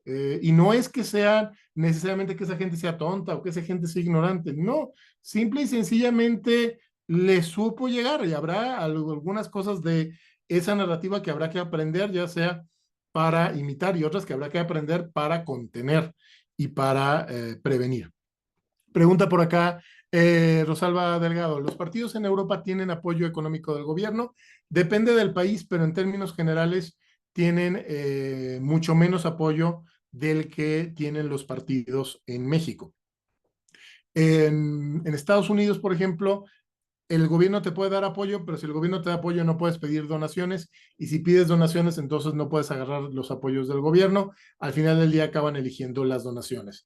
En el caso específico de México, el que haya esta base de los apoyos económicos para la campaña, sé que lo políticamente correcto es decir que no, es que es muy caro. La verdad es que realmente no es tan caro y funciona mucho mejor como funciona en México de cómo funcionaba antes en México cuando no estaban tan claros estos apoyos o de lo que funciona en otros países.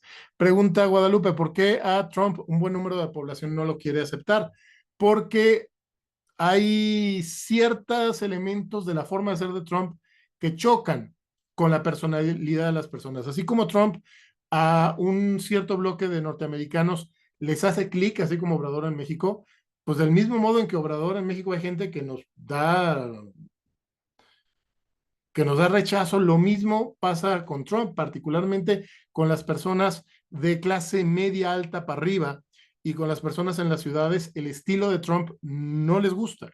Les gusta mucho más el estilo de un Obama, el estilo de incluso de un Bush, que eran más educados o más académicos o más políticos tradicionales. El estilo populista de Trump, hay mucha gente que simplemente no le agrada. Es como un plato de comida que no te gusta, por más que le intente, no va a entrar.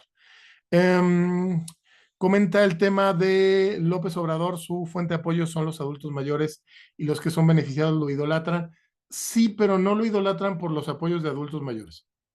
O sea, forma parte de, pero es todo el empaque. A López Obrador lo idolatran por todo el empaque, por la forma en la que habla, por la forma en la que se viste. Por eso el gran desafío para Sheinbaum va a ser mantener esas lealtades, porque Sheinbaum no tiene la narrativa de López Obrador.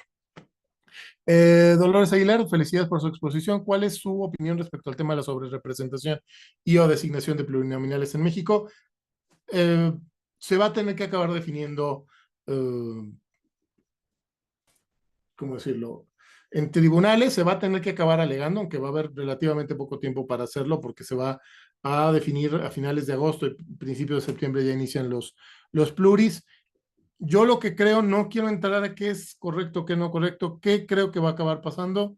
Creo que sí van los datos finales del Congreso van a ser muy parecidos a las proyecciones que hizo Secretaría de Gobernación, y que se va a alegar y que va a ser parte de lo que tendrá que negociarse para modificarse en una reforma electoral posterior. Comenta Guadalupe, el pueblo pudiera tener baja autoestima y se considera tomado en cuenta al pronunciar primero a los pobres. Es que no es solo el primero a los pobres, es todo, digo, me echaría 2 horas hablando de la narrativa de López Obrador, pero es todo el cómo se viste, el cómo habla, la proyección de imagen que tiene, que además es un personajazo, porque no es que López Obrador sea así. Busquen fotos y busquen videos de López Obrador a finales de los 90, cuando era presidente nacional del PRD, y no es como es ahorita. Está actuando, es un personaje, pero es un personaje hecho de manera muy maquiavélicamente efectiva. Adelante, Juan Olvera.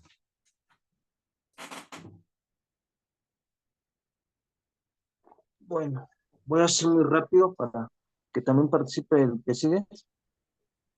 Aquí yo lo que estaba comentando la compañera de que López Obrador tiene popularidad por la gente. Yo sí, mi punto de vista es de que Morena tiene el voto fuerte porque agarra pura gente ignorante, que no tiene ni estudios, no tiene criterio, porque nada más, como dices tú, o dice usted, lo ven por cómo se viste, aunque se viste estrafalario, pero lo siguen. ¿Por qué? Pero es pura gente ignorante que no piensa. Se les dice las cosas, se les explica cómo está la situación, pero están más cerrados o más ignorantes que no lo van a entender. Son como los burritos, que por más que les pegas, les explicas, no van a entender, ¿sí? Y los minis igual son una bola de ignorantes también que no sirven, que no hacen nada. Como dice usted, reciben el apoyo nomás como para gastarlo en bebidas alcohólicas, no lo aprovechan en nada bueno. Y eso es lo que Morena quiere, que ese tipo de personas ignorantes, mientras ese tipo de personas ignorantes siga siguiéndolos, jamás a Morena lo vamos a poder sacar mientras siga existiendo ese tipo de personas, ese tipo de gente, ¿sí? Esa gente ignorante, esa gente que no tiene criterio y que no ve la realidad. O sea, ellos viven en la isla de la fantasía ellos. Y nosotros los que pensamos vemos la triste realidad como está el país. Ese es mi punto de vista. Gracias. Gracias. A ver, yo creo que es muy importante el tener en cuenta que es necesario y es una de las funciones básicas del partido, y siempre lo ha sido la formación de ciudadanía, y eso efectivamente seguirá haciéndolo en los próximos años. Pero yo no me atrevería a descartar de plano a los votantes que apoyaran a López Obrador. Yo creo que tendremos que encontrar la manera de conectar con esos votantes y de reconocer que están viendo al país desde una perspectiva con la que a lo mejor nosotros no coincidimos, pero que les es propia, y que al final del día el nombre del juego es persuasión y tendremos que encontrar la manera de persuadirles. Adelante, Ramón. Buenas noches. Mira, yo considero que la gente no es ignorante, es mal informada. Fue una selección que tuvieron 2 años y medio que estuvieron en campaña y en esos 2 años y medio él movió la inteligencia emocional del pueblo, de la gente mal informada, porque todos somos ignorantes, somos en algo, no sabemos todo. Gracias. Muchas gracias. Creo que sí es muy importante también tener en cuenta esto. O sea, la experiencia de cada persona va variando y a lo mejor cosas que desde nuestro punto de vista están muy claras, desde la experiencia de otra persona pueden no estar tan claras. Entonces, creo que es muy importante que enfoquemos ese trabajo de cara a la sociedad desde una perspectiva de humildad y de ir escuchando y de ir entendiendo las experiencias y las razones de las personas. Muy bien, pues Ricardo, creo que ya quedan por ahí resueltas los comentarios.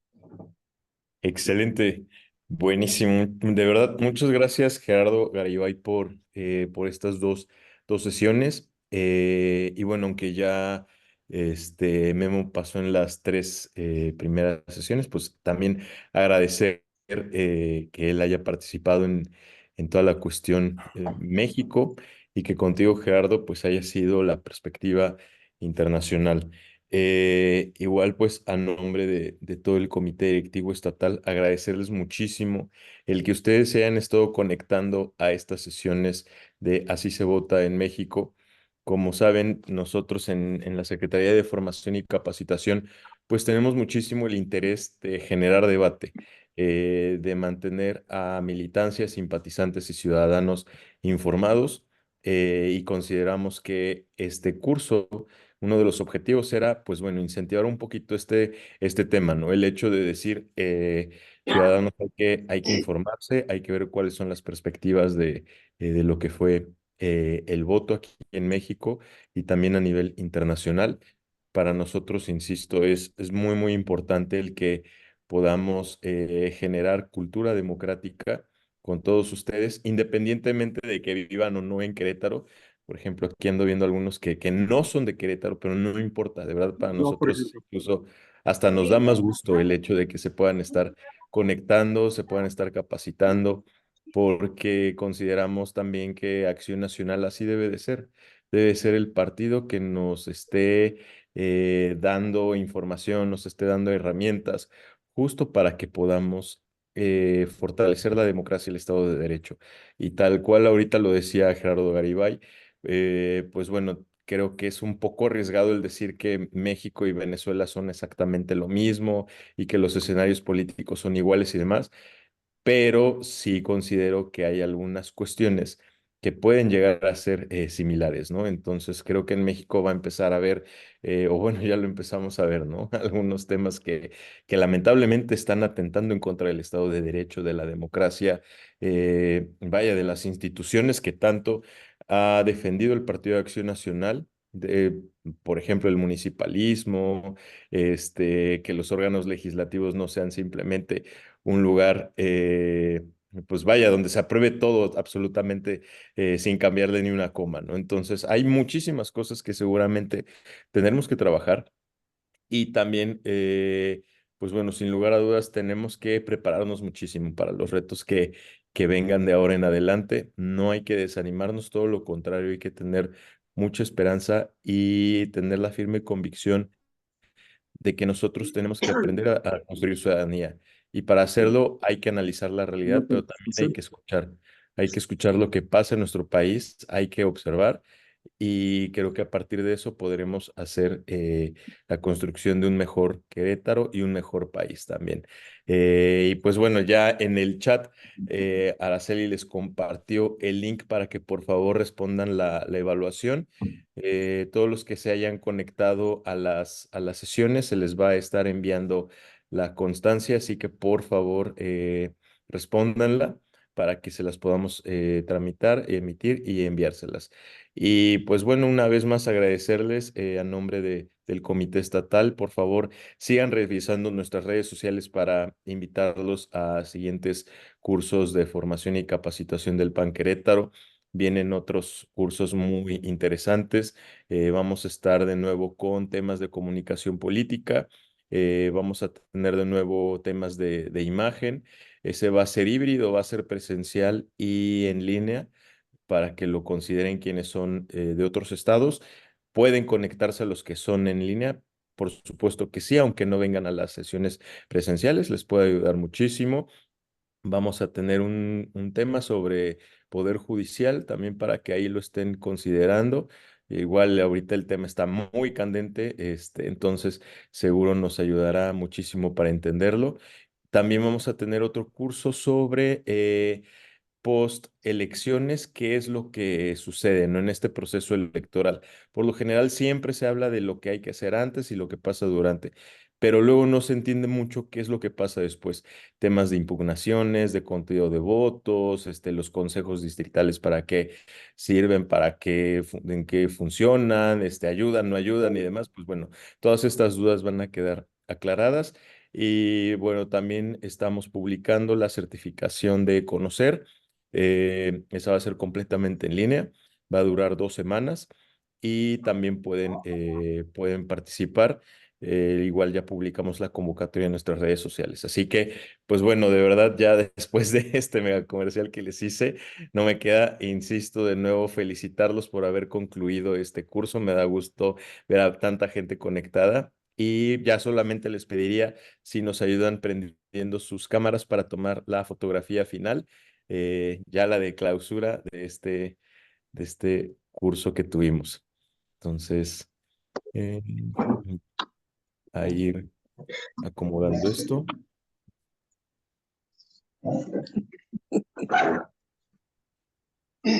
Y listo, voy a empezar. Voy a tomar la fotografía. Bueno, están todavía prendiendo cámaras, ok. Por ejemplo, a Maritza bien puesta siempre. A Guadalupe también, que siempre se conecta a nuestros cursos. De verdad, muchas felicidades, Guadalupe. También a quien vemos por aquí, a María Elena Urbiola, también una fiel, una de nuestras alumnas. Alejandro Salas, también qué gusto verte por aquí. Qué bueno que andes conectado. Eh, Voy a empezar. Ahora sí, a la de 3. Ahí va. 1, 2 y 3. Ahí va otra. 1, 2 y 3. Listo, buenísimo. Muchas gracias. Seguimos en comunicación. Cualquier cosa estamos a la orden en el Comité Directivo Estatal. Muchas gracias, que estén bien, que descansen. Muy buenas Muchas noches a todos. gracias. Un abrazo. Buenas noches, gracias. Cuídense, que les vaya muy bien. Saludos, gracias. Buenas noches. Cuídense mucho.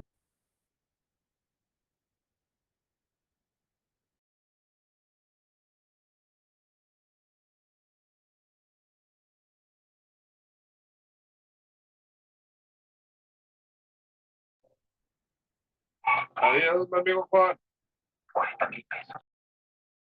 Gracias, amigo. Igualmente, cuídense mucho. Un abrazo.